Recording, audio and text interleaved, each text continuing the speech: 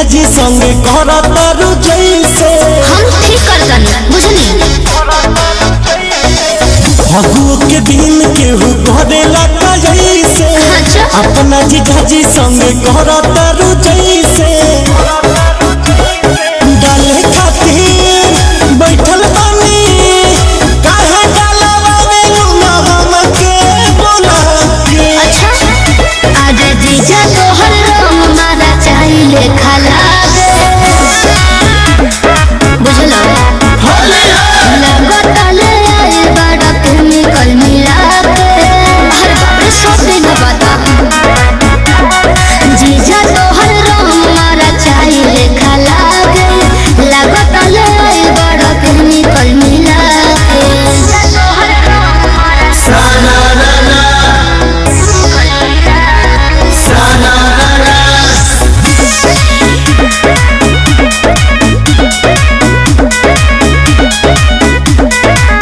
छोड़ा जाए दाए साली खिसियाइल ना जला मन कोरा तारू अतना भाव खाइल ना जला।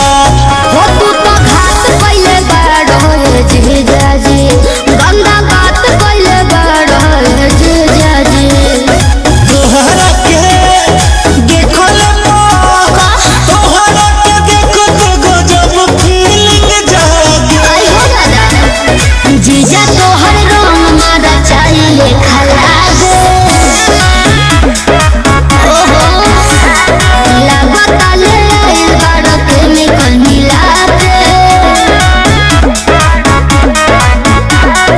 जीजा तोहर रंग मारा चाहिए खाला लगतले आइल बड़ा केमिकल मिला के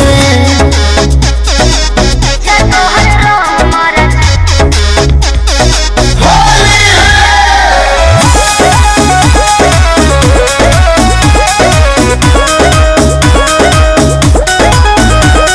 स्पेशल हो बरांड नुकसान न करी रहुआ जाना था बाटे घोरल हमारी रंगरा ओहो, छोड़ी। अब जिया